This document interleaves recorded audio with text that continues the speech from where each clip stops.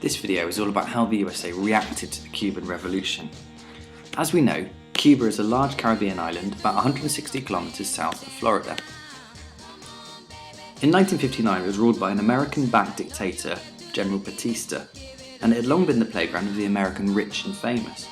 Here, for example, you can see Al Capone on the trip to Cuba. Enter Fidel Castro. In 1959, after a 3-year guerrilla campaign, Castro overthrew the Batista regime and set about creating a socialist republic on the island. The United States didn't know how to react to this socialist revolution so close to its shores. At first they recognised Castro as leader of Cuba, but soon relations worsened. Thousands of wealthy Cuban exiles and political opponents fled Castro's rule to America. They formed powerful pressure groups that encouraged the US government to intervene on the island. Castro also believed in redistribution of wealth from rich to poor. At the time, 75% of Cuban land was owned by wealthy foreign individuals. Therefore, he took control of American-owned businesses in Cuba and seized their assets. As early as June 1960, US President Eisenhower authorized the CIA to investigate ways of overthrowing Castro. The CIA funded attacks on Cuban plantations and began to arm Cuban exiles. US radio stations broadcast relentless attacks on Castro's regime, and in October 1960, the United States introduced a trade embargo on Cuba, still in place to this day. Castro's response to US hostility was mixed. He assured US citizens living in Cuba that they were safe and allowed America to keep their naval base on the island.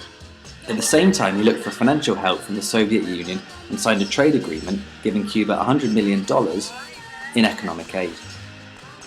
In January 1961, a new president was sworn into office in America. John F. Kennedy's first move was to break off diplomatic ties with Cuba.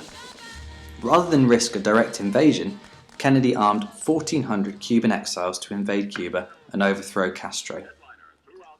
In April 1961, they invaded at the Bay of Pigs on Cuba's south coast.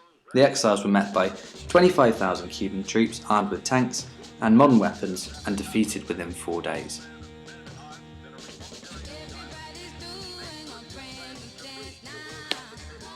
After the Bay of Pigs fiasco, Soviet arms flooded into Cuba. The Americans watched all this with alarm.